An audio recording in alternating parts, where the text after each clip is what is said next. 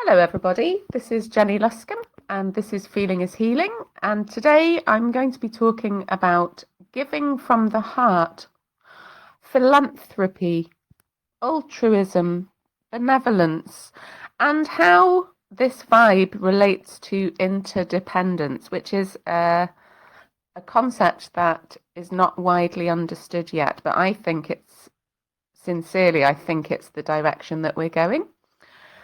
So we've called today's show Let's Play, and you'll find out why kind of as we go on. So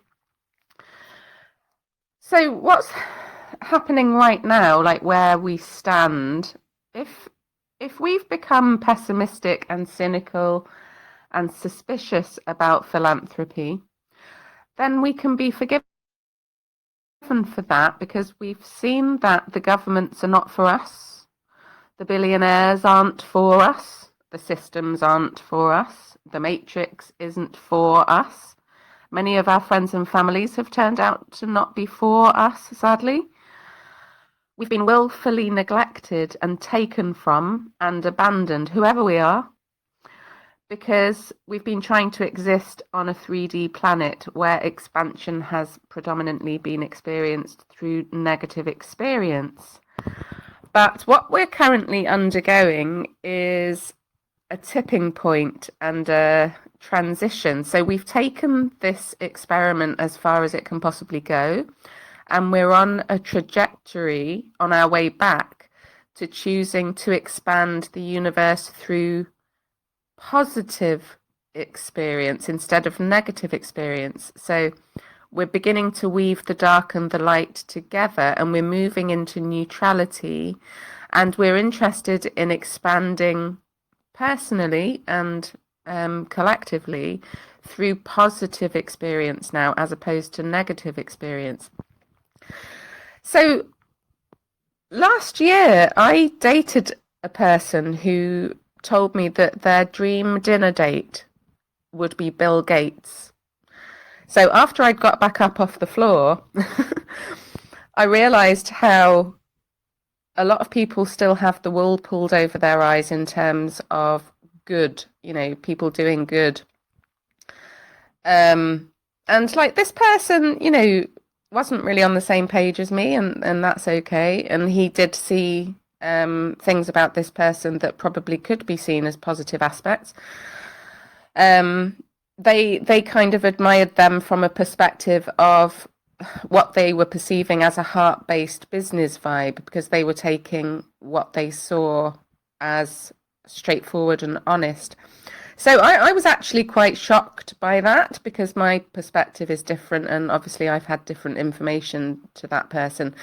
So I was shocked that there are still people on the planet not realizing that Bill Gates is basically Satan. But it was a clear reminder to me of how much of a mess we're still in terms of what's real, what's true, in terms of our ability to see clearly into what isn't for us. So we're coming collectively out of narcissism and selfishness and separation.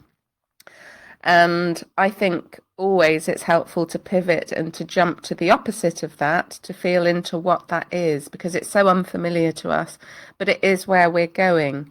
So interdependence, which is not widely understood, is the direct opposite of narcissism. So if you keep it really simple, it is giving as opposed to taking. And it's not really much to do with independence as such. So it's interesting that the universe has sort of given me this to speak about, having just had the 4th of July, and people thinking about independence. So I don't think that's an accident that the universe lined me up to talk about interdependence around the time of Independence Day. But I've spoken quite a lot on the radio about independence, which I think is an agenda. I think it's a necessary stage. But I think independence in a lot of its forms is mainly a freedom from some kind of domination. And on a human individual level, independence has been sold to us as a good thing, as a kind of end point where an individual we've made it, we've succeeded, where we become functional in society at surviving in the world. And this kind of chronic independence leads us to believe that we don't need anyone or anything else necessarily outside of us, because we're meeting all of our own needs ourselves. And this is a good place to aim at if you're feeling codependent, because it's an improvement.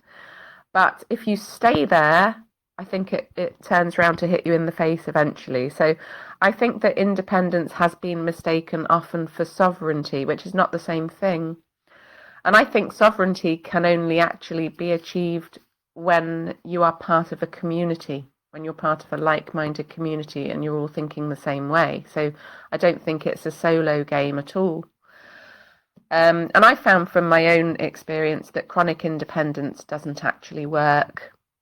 It's a delay, and I think it's a stuckness. I think it's a limitation. I think it's a pushing away of potential magic and resources that could be your catalyst to future change and expansion. So bottom line, we need each other, but we've been brainwashed to think that we don't. So interdependence is when we become mutually reliant on each other. It's a symbiosis. It's a safe bond where you can rely on the other or the others, but it's a healthy form of dependence. So this is not codependence. This is a healthy form of dependence, because while you're relying on the other or the others, each person is maintaining their autonomy. So this is an interdependence where you are all mutually relying on each other while also maintaining your freedom. So you're depending, but you're still free. So this is the antidote to codependency. And if you can crack this, and you need a lot of people to be able to have a working social system like this, it's brilliant for any kind of teamwork. It's brilliant for families. It's brilliant for workplaces, for partnerships, for romance, for relationships in general. And this model enhances a structure where everyone who's participating is in his or her correct place within that social system based on each individual's specific excellence. So this is the key to interdependence.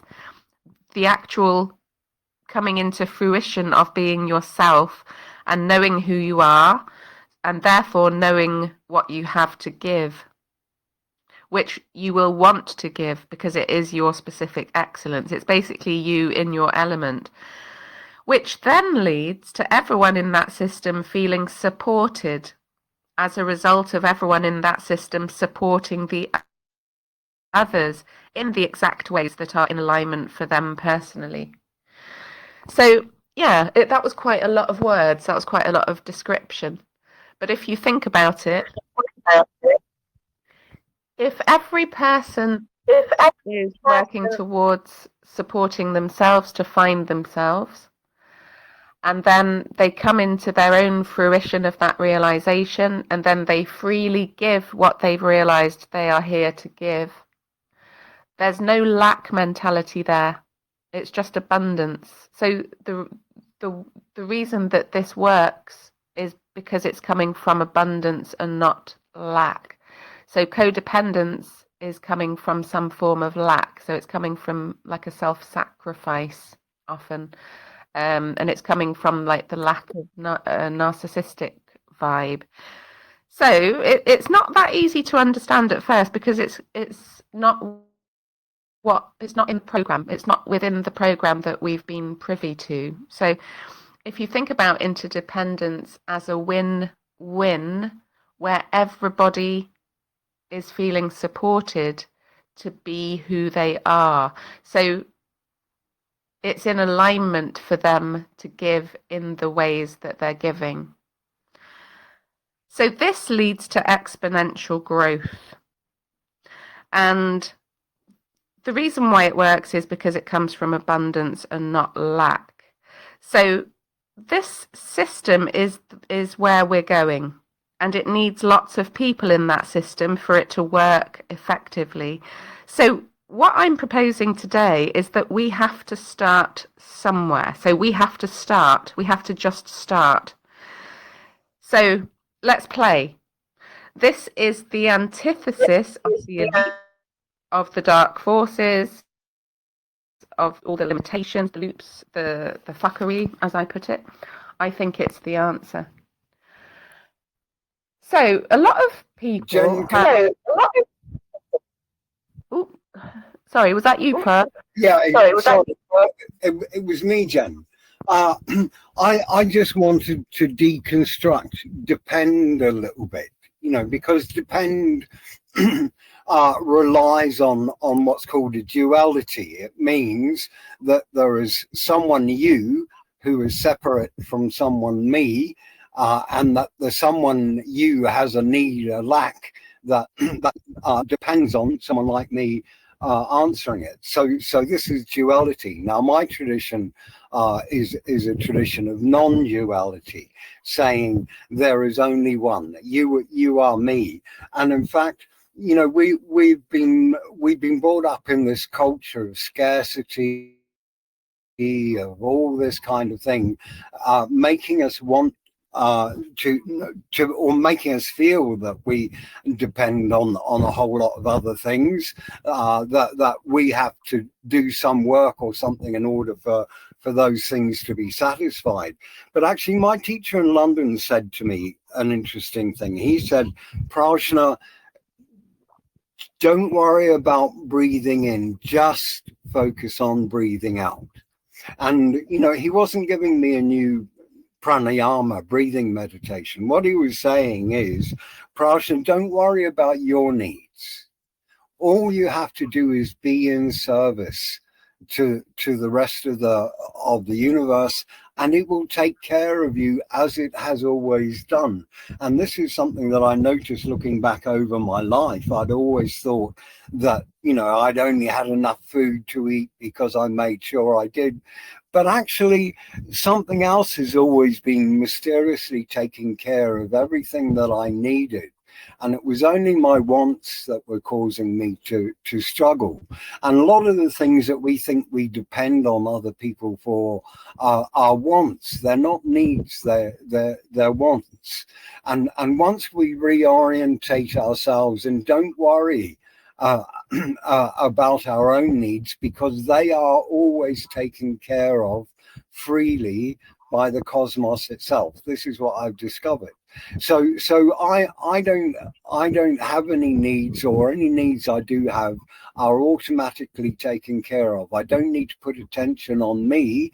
I need to put attention on what I can give to the rest of existence, and then everything takes care of itself.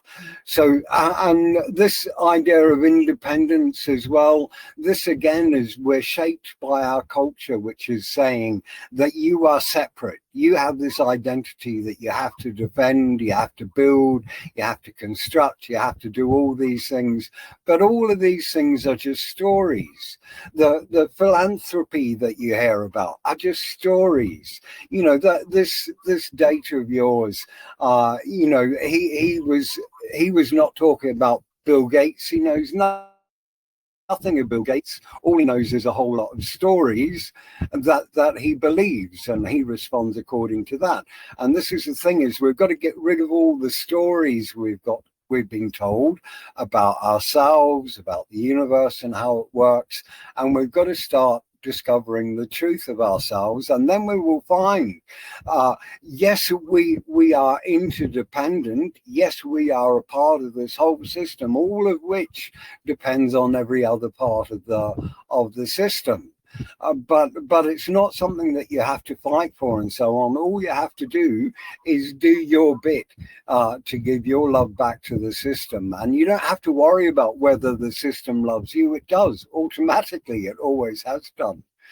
Just that the stories we tell ourselves don't allow us to see that this is a fact. That's where I'm coming from, Jem. Yeah, thanks, Prajna. Yeah, it makes sense to me what you're saying, and that duality that I'm talking about here is that kind of like I win, you lose thing. And I mean, like so many of us have buried our heads in the sand, sort of believing that there's nothing we can do, and about the narcissistic way of the world. And like, for example, my daughter listens to me sometimes, and she says, you know, Mum, why do you care? And why do you think you can change anything? Why do you think you can change the world? And, you know, everything's too far gone, kind of thing. And I do understand that helplessness in the world, and I see that fear and sort of indifference and diffusion of responsibility in a lot of people. But one of my gene key shadows is indifference, which basically means not love. But sort of when you work on that and you transmute that into its siddhi, it actually leads you into mastery. So that's the direction that I'm still going towards. And, you know, I've said to my daughter, you're going in the right direction, Jen. That's exactly the right direction that you should be going in. And as far as Mum, how are you going to change the world? The thing is that all of us can change the world completely, but not by changing the world out there. The place we've got to change is in our understanding of the world and ourselves. Actually, the world is exactly perfect as it is. Now, it all seems entirely wrong, and there seems all kinds of harm and hurt and terrible things that happen and so on. But again, this is because of the way that we understand the world. It's not the way that it actually is. And you can change the world by changing the way that you understand it. And that's not done by changing things out there. It's finding out what are the stories that I'm telling myself in here, and what is actually so. Yeah, and I think that the answer is to participate, to step in and to participate in the way that you want change to be, in the way that you want things to exist. So I've been teaching her about interdependence and trying to explain to her what we're in. You know, we haven't been in a win-win scenario. We've been in a I win, you lose. So I've said to her, just you fucking watch me. You know, I'm going to bring change, and you can watch me. You don't have to buy into it. I mean, the greatest change you can make to the world, Jen, is just to be at peace with yourself. But in order to be at peace with yourself, you have to know yourself. You know, it's like even this wish to change the world. Where does that wish come from? Where inside you does that actually come from? Is it coming from you at all, or is it just coming from all the stories that you've been told in your particular way of understanding the world? If, you know, one way of looking at the world can make you very, very unhappy. Another way just fills you completely with compassion. It's two entirely different states, just depending on the story that you're telling yourself about it. So before we go and fix anything in the world, first we have to get our story straight in ourselves. We have to understand who we are in this reality, and then we might find that actually the world changes all by itself without us actually having to do anything. Yeah. I think we do have to do something, because I think that, you know, reversing this this programming, we have to reprogram entirely. And if we want to change the system, we have to actually participate, and we have to start to receive in the ways that work for us, and we have to start to give in the ways that work for us. And it's kind of like standing on the train tracks with your arms out trying to stop a runaway train. Like, you know, I'm still going to have a go, even though it feels like the odds are stacked against us, you know. And I came out of 2 careers in the systems to withdraw my support for what it was that I was seeing.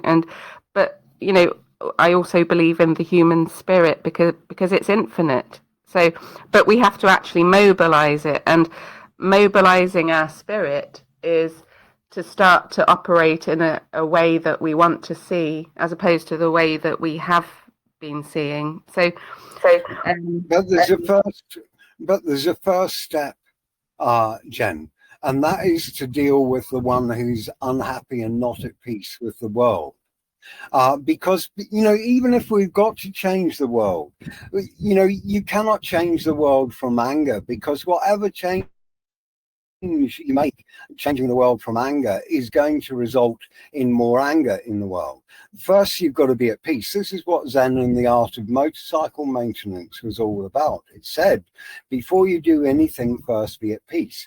So first we have to be at peace with what is. So it means we have to see it clearly. Before we can be at peace with it, we have to understand it.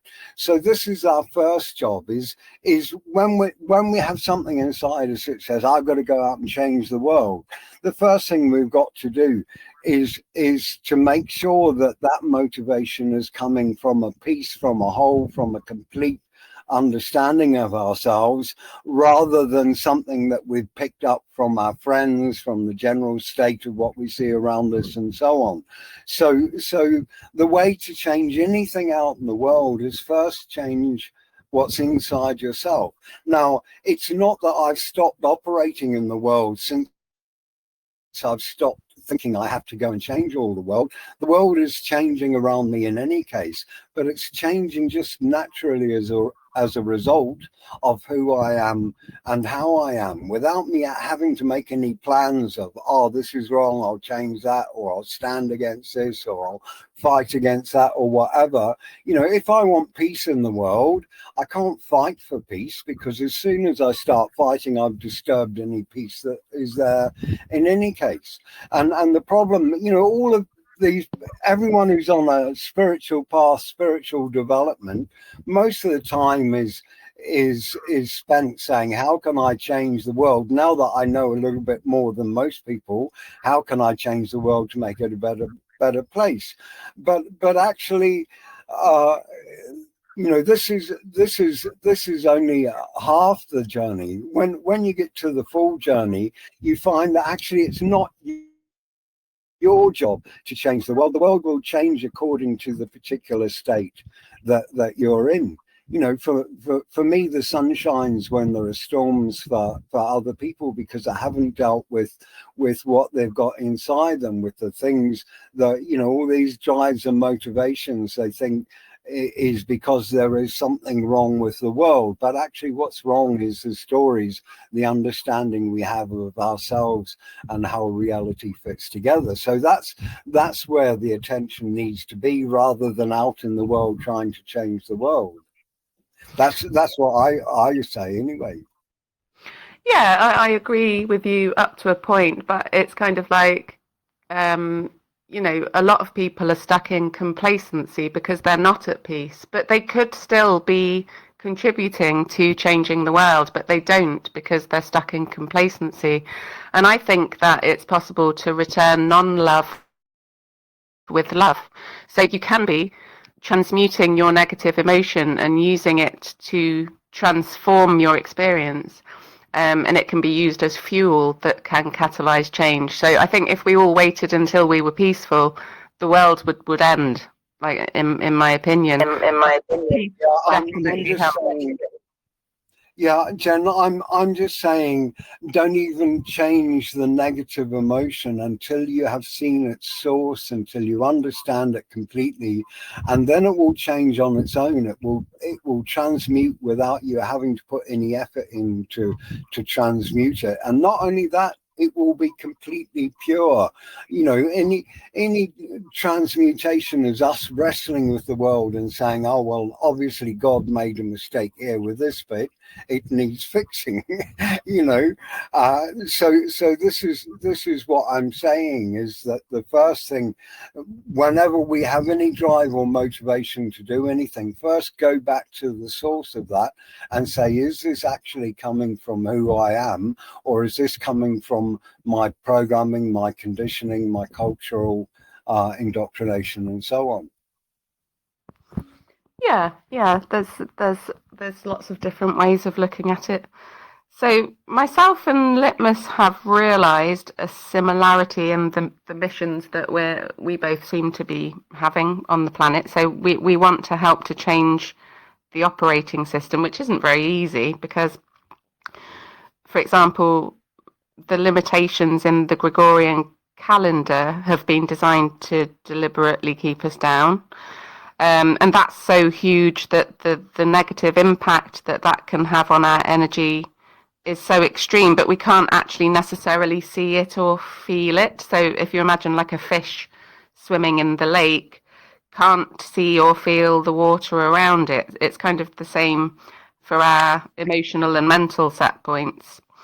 So some of our limiting beliefs and patterns that I help people with are creating this kind of backdrop that we exist within that we can't even see or sense or feel.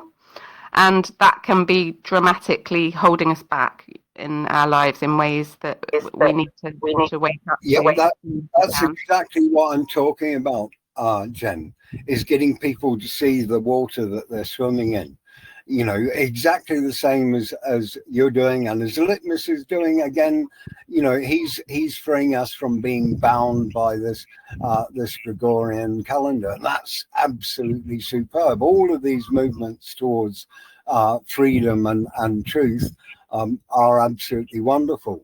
But the important thing for anyone, you know, all these people that you're saying, you know, that they're caught, they're trapped in this, they're trapped in that, and so on. We can't do anything for those people until we ourselves are free, and then we just shine. And that light that we put out is the light that actually attracts those people out of their stuckness and their brokenness and their trappedness. I think naturally it's there. I think naturally, as the other stuff is there, it's all there together as one. So I think innate in us, all of us, there is that feeling. I think something ignites it, lights it when we look at things, because everybody has feelings. It doesn't matter how numb you are or how much you want to hide. And there's always a little spark and there's always a little wonder. And from what I'm feeling from just coming in the conversation where I've come in, it's like if someone else can see that in somebody else, it ignites a little bit more in them, and then the creation creates itself with the momentum that's already there. Yeah. If we're not there to expose it in ourselves, like hold it, like Jen holds it, like all of us, everyone holds their own bit, then we would cease to exist. So it all has to exist in one respect. You're both right, talking to how we innately are, what our nature is. The problem is that this culture has been trying to convince us that our nature is greedy and selfish and competitive and all those things. And most people believe it, but it's not true. We have to find out what our real nature is, which is loving. I think, but saying they believe it, I'm not so sure that like from my perspective, I'm not so sure that's. I wouldn't say they ultimate, like you didn't use the word ultimate, but I wouldn't say they believe it. I would say they're just part of the process. Whereas if that little spark, it's in each one of us for us to be here from the beginning. Like if we look at a biological sense, and you know, and we go back and we look at just biology, then if we're all here, we've all been here from our ancestors from the beginning. Yeah, Curly, on that one line. So then each cell that's been passed down and moved through has got some of that ultimate belief from the very spark. So like fuck that is what I think.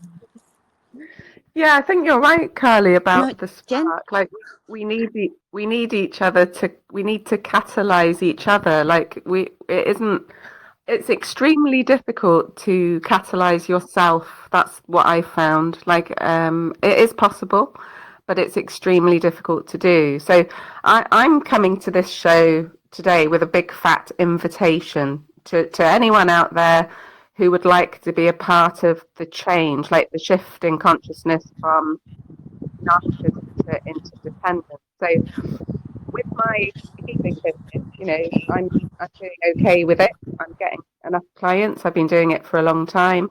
I have people who come and they pay me for what I do. I'm growing it, I'm building it, I'm expanding it, and I love You are it. it, Jen. That is it. It's my passion.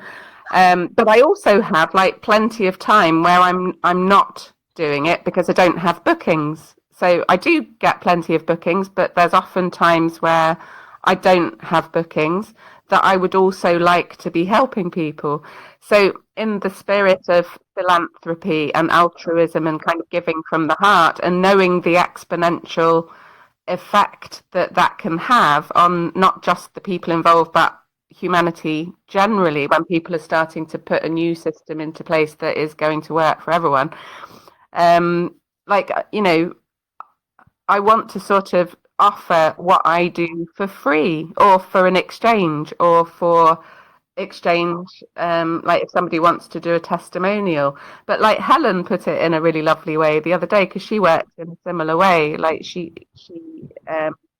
says, fiat currency not necessary, because like if we're already doing okay and then we're offering services for free for people who can't necessarily afford it. But that goes back to Prajna's belief, Jen. I'm interrupting on the and when I say belief, I go along with this like quite wholeheartedly, because it happens. The universe does provide what is there, and it is fucking abundant. It is being in that flow, and I don't know about everybody else speaking for everybody else, yet that consistency with the like some of the constructs that are around us and can be a little bit hard to keep. Sometimes it gets a bit damned, like a river. Yeah. There's a bit too much rubbish.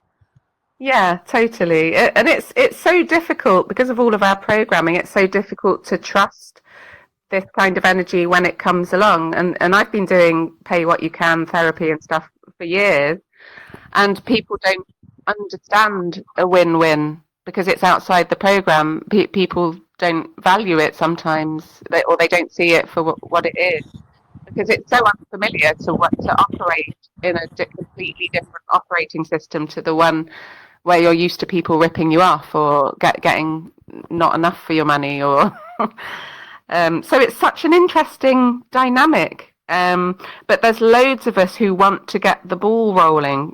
Helen calls it the sacred gift economy, which I really like. I always like the way that Helen puts it. So if there's anyone out there that is struggling with something, then please get in touch with me, because I would like to help. And I don't actually require payment because I'm already doing okay. And I really don't.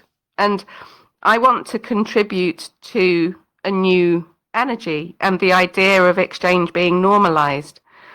And I love doing what I do. I love doing therapy swaps with people. I love it when somebody shares tarot with me in exchange for sessions. So I want to be open to any form of exchange, but I don't actually require one. And it's kind of like sometimes you put things like this out, like I'll put messages out on social media, and then it's crickets, and it's like nobody really understands. Nobody understands that because it's outside the system. But the universe always balances everything out, as Prajna says, like it just is. And we're the ones, we think we're doing it. We think we're doing all of this. We think that we're being looked after because we're working or because we're doing that. But we're just not the doers. But we do have to participate and take actions to create the world that we're looking for. So I think giving is the key to abundance, and it just becomes more and more wondrous, and life brings unexpected surprises all over the place, like when you step into this kind of energy. And like regular clients of mine know that you know, because I tell them that when I do therapeutic work for anyone, I get such clear reflections from them that point towards my own healing needs that sometimes I feel like I should be paying them. So like the nature of the universe, like once you understand energy, if you're working with energy, you realize that quantum physics can't lie and that it's a reciprocal event that's taking place anyway. So the process is so unbelievably reciprocal, whether somebody is paying with money or whether they're not. So I just like that invitation to be there. I think that giving is our nature, actually, Jen. It's just that our culture has taught us not to believe that. Has taught us that everything requires exchange and accounting and blah blah and all this stuff. But actually, our nature is to give. Our nature is to be generous, just the same way that this universe, this existence, look how generous it has been to us all of our lives. And once we realize our nature, then we become our nature. We naturally give. We, you know, if we see a need that we can help with, then we naturally give and don't look for anything in exchange, because otherwise we'd have to pay for all the wonders that the universe brings to us, and I could never afford that. Love Yeah, it. it's definitely our nature, and I just like one of my main wishes for humanity is for everyone to realize how lucrative it is to give. And if we can get back to that, can you imagine if everybody was doing that? Like things would change overnight, you know. So I want to play, you know, I want to play, let me play. So I'm going to put a post out later with this show recording, and just to say, you know, I can help you with all of these things. Come and play. So I'm inviting anyone who wants to learn how to self-heal or receive a healing facilitation, because it will help me to help you. And, you know, in the spirit of unconditional love and interdependence and unity and connection and mutual support, it would just be serving the world by contributing to the energy that we want to see. And it just ripples outwards. And I'm so insatiably curious, like the more I go on this journey, you know, I want to see what happens if I do more of that, you know. Like it's kind of funny that, you know, we're kind of stuck only working when people are paying us. Like it's kind of insane. Yeah, so I'll put a post out later with more information. But yeah, come and just have your head blown for free. And if you're feeling resistance to this offer, that's okay. Like just ask yourself why. But I mean, if you're feeling resistance and you know someone else that's struggling, then forward this information to them. And then you're still feeding into the energy, even if you're choosing not to participate. So lots of the things that I offer are life-changing and groundbreaking. So yeah, somebody has to sort of tip that first domino. Do you know what I mean? Like someone has to participate to get the ball rolling for the energy to build. And like Carly says, we catalyze each other. Like there's a spark in all of us that can be grown and facilitated and sort of built upon, and the growth can be exponential if we just start to accept the ways that we haven't been working, that like Prajna says, you know, it is natural for us to give. So let's see what happens. Let's see what happens when we receive. Let's see what happens when we give, especially in a circumstance which is so unexpected and surprising and kind of bizarre almost, that like maybe in the past you might not have fully trusted.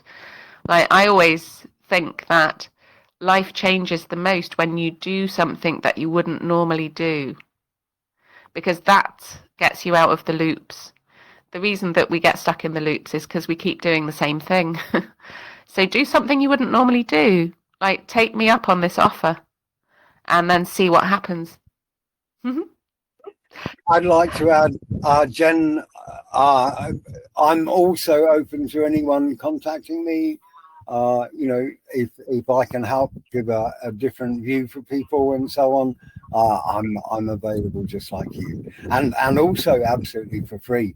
You know, I've been for free for the last more than 10-15 years. I think I don't think I've engaged in business at all.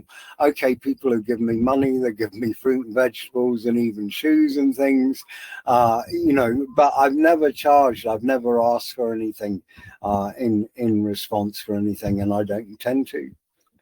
Yeah, that's amazing, Prajna, and yeah, thanks for saying that. And yeah, it's like, you know, fiat currency is not, it's not going to be refused while we're living on this planet and we've got this system, but it just isn't necessary.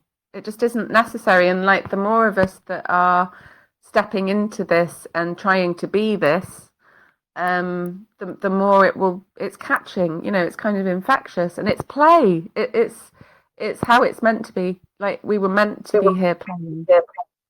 Yeah, Jen, there's another thing that started a few years ago, this pay it forward movement. And it was the idea of, I do something for you. It doesn't mean you have to do something for me, but give that energy out to other people that you find that need it, and give it under the same conditions. This is a bit like you know, a bit like shareware and stuff, or open source, you know, is you saying to people, look, you know, I put this seed, I planted this seed, anyone else can water it and so on. This all expands, it creates abundance, it creates happiness. All the good you do that you don't charge for, you know, is a proper gift to the universe. Anything you charge for, well, that's just business. And that's why the world is in the shape that it's in at the moment, is because people are giving and withholding business under conditions. Give freely. Yeah, pass it on, isn't it? I love that idea of just passing it on. Yeah, perfect. But that's it really. That's all I wanted to say for today. So does anybody else want to join in before I finish? The other thing I'll add on top of that is that if I do good for you, it makes the whole world a better place. And that's a better place for me as well, you know. So it's not completely unselfish, this.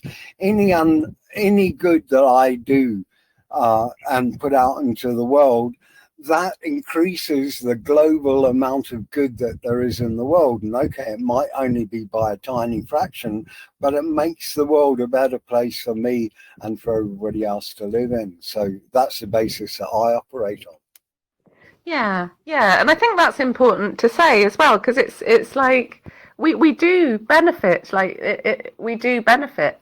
You know, it's like anybody who comes and has therapy with me, like the energy that they're working on, I must have something of that going on within my field, otherwise I couldn't have attracted them. So that, you know, I can then, knowing what I know, I can use that information to help me kind of work on something that I can get back to some source of an issue that someone else is showing me. Like, they're not even trying to show me that. They might not even be aware of the fact that they're helping me, but they are.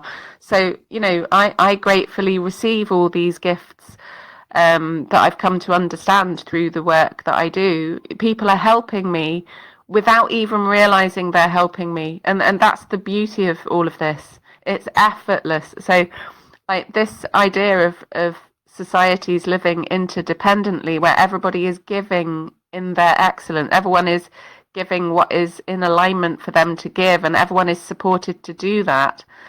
It's exponential growth. It just ripples out, and it keeps going, and it keeps going, and it keeps going.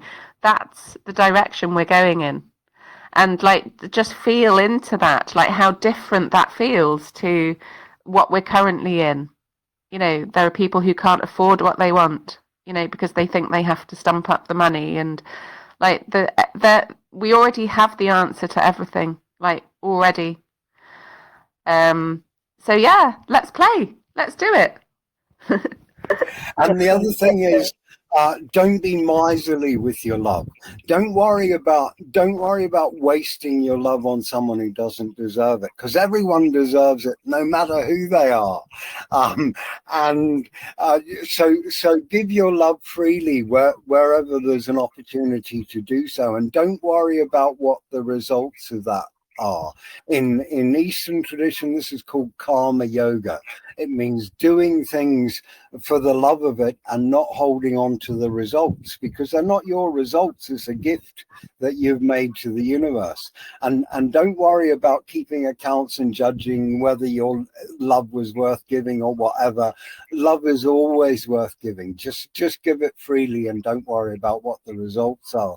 This is another point. Yeah, it's never a bad idea, love. Never a bad idea. Thanks, Prajna, and thanks, Carly, and thanks, Andy. But yeah, I think I'm finished now. Hello.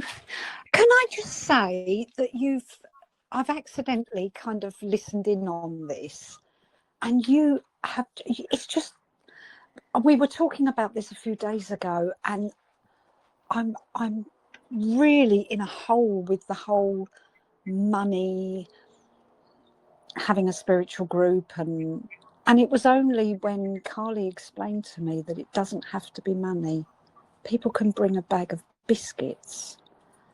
And I don't know where my fear comes from of money, but it's always there. I just think if money gets involved, I feel sometimes that it means I'm not genuine, I don't deserve it for some reason, and it means that I always feel like my ego, if I mustn't let my ego become involved. If I let my ego become involved, it tarnishes it. It stops it being pure.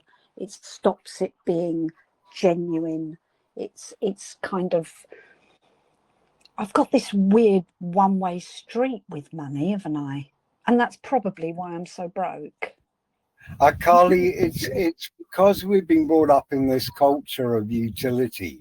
You know, people, if you ask someone who they are, they'll say, I'm Joe and I'm a carpenter. They define themselves by their function, their usefulness.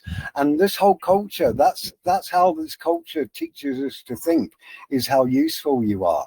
But, you know, existence loves you just because you exist. As simple as that, and it doesn't even ask that you do anything. It provides and has always provided what you needed. I know we think that the only reason that we got food was because we worked for it, paid for it, and went shopping and all the other thing, but actually in Aboriginal societies, they have dream time and walkabout. It's a time when they leave the culture, which you know, all that time up until puberty, they thought the only reason they existed is because of the structure of the culture that they lived in. But then they get thrown out of the culture to go and do dream time or walkabout, and they discover that actually existence takes care of them anyway. This is something that we in the West, you know, our societies don't allow us to discover this.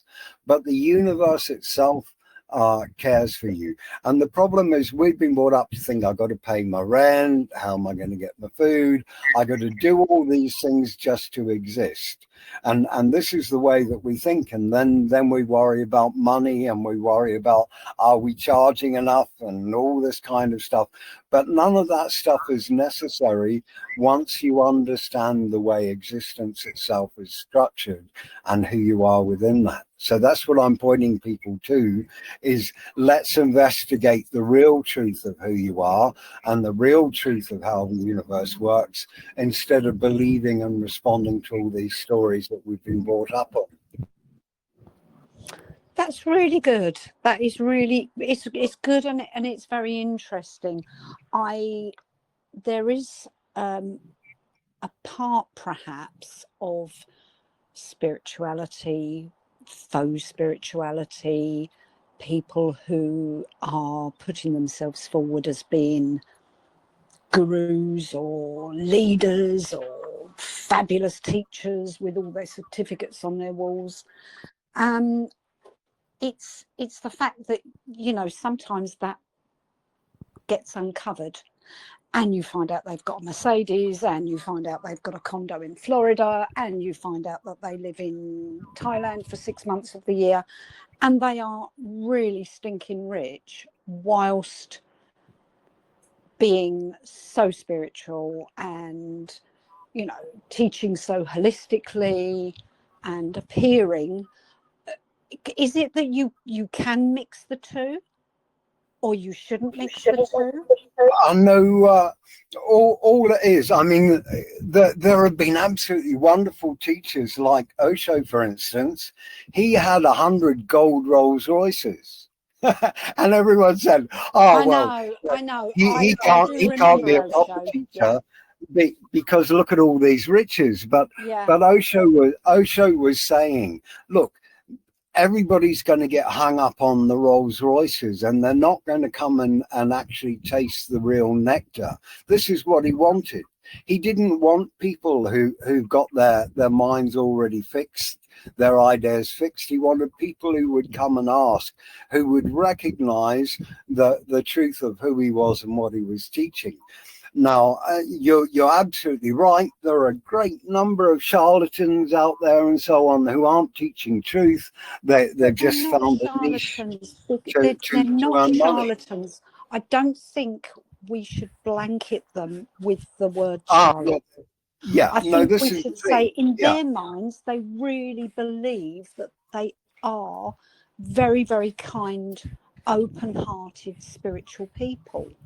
Some of them, yes. They know they're not. It's just that. So, Carly, you're right. And whenever we generalize, this is the problem: is that we represent a whole class of people or whatever under one heading, and it's never completely true. There are out there completely cynical gurus who are only in it for the money, who are not, you know, freeing people. They're just extracting from them. There are people, as you say, who are misguided, but they are completely genuine. You know, they believe they're doing the right things. I think that's more often the case. And then there are very inspired teachers. Now, which teacher you find will depend on what's in your heart when you go looking for one. If you are too caught in your ego, you're going to be attracted to a teacher who's based in their ego. If you go sincerely looking for the truth, as Osho says, you never find the truth. It's always the truth that finds you, but you must be at home, and mostly you are never at home. Yeah, that is true. I'm thinking about the group, you know, been in the broom cupboard all my life, bound and gagged, and I've for the first time I've organised it's just a spiritual group where people can speak openly. And that's all I wanted. But I just think being a teacher frightens me. It's the responsibility, perhaps, of people thinking that you can do the work, thinking that you have the answers. And my way of thinking is always that, of course, I don't. I'm just like you. You have the answers. But it's discovering it on the route together, I think, that's the important. Yeah, my friend's just saying discovering it on the route together is important. But the thing in groups embarrasses me. It embarrasses me. The thing is, Carly, that everybody has got a true guru inside them. The problem is that guru is very difficult to hear. And when you find a real teacher, there's someone who can help you to hear your own guru, who's inside you. Now there are a whole lot of people, some of them claim to be teachers. You know, my teacher in India, I don't think he even claims to be a teacher. He's recognized as a teacher, you know, by all of these friends and devotees, but he himself doesn't claim to be a teacher. He's just a friend. And this is what we need, is we need to find, you know, friends who know themselves and are ready to share the truth of themselves with us, and in the process we might discover our own truth. Exactly. And I think I've got, you know, I'm consistently sitting there listening to people saying how they're dealing with the energy and the dimensional shifts and the timeline shifts and everything. And I think, you are just incredible. I don't understand that. And you're navigating your way through it so much better or easier, it seems, than I am. So there's no kind of hierarchy. I never want to be in a hierarchy ever again. I don't want to be, you all sit round that person and that person's chair is slightly higher. Do you see what I mean? Carly, hierarchy, you know, is just an idea. You know, there's no actual hierarchy in reality itself. It's only again a story that we tell ourselves, that this person is at this position and these people are at this position and so on. It's just an idea. And when you break free from the idea, the hierarchy just dissolves. It ceases to exist. The other thing is, you mentioned spirituality earlier, and there's a whole lot of different people will have different definitions of spirituality, but actually all spirituality is, if you look at the greatest sages, they only taught one thing: know thyself. And spirituality is the process of knowing yourself, of discovering your true nature, because once you know it, then you can just naturally be it, even without any effort or anything. So spirituality is just the search to know yourself. I think you're a very wise old chap. Very wise. Thank you very much. Well, it's always kind. What you say is always kind. That's what I'm judging you on.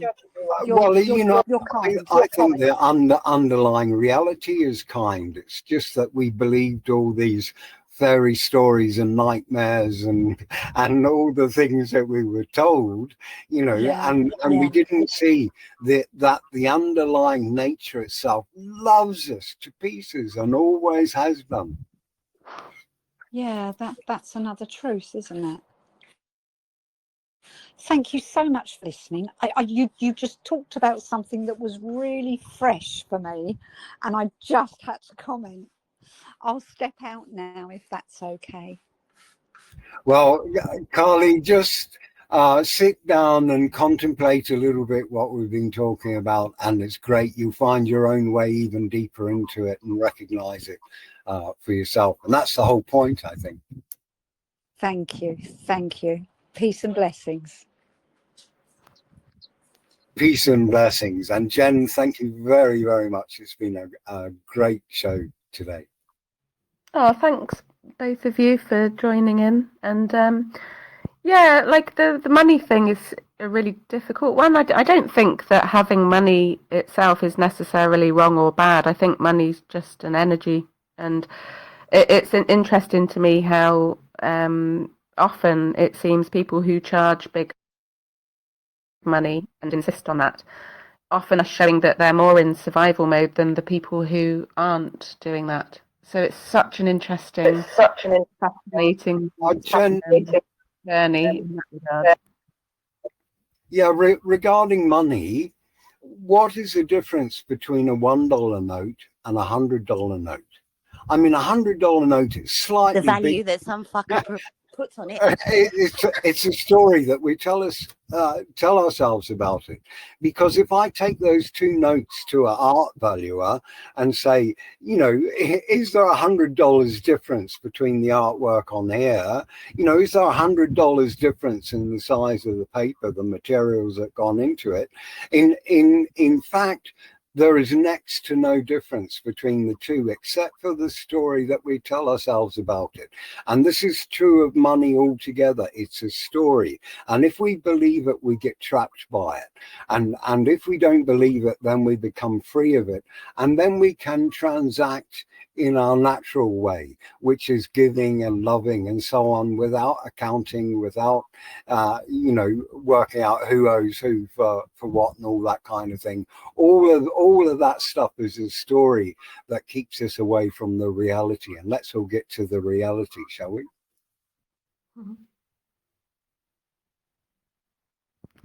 Yeah, it is definitely a story, but I love that. Yeah, money is a story. Everything is a story. It's hilarious, Jenny. Yeah, everything's a story. Until we drop all the stories and there's just us in this beautiful creation with all these wonderful opportunities to love all the rest of it. Yeah, thanks everybody for joining in. But I'm happy to stop there, Andy, if you're there. Yeah, I'm here. Hang on. I'll bring it up. Stop the recording now.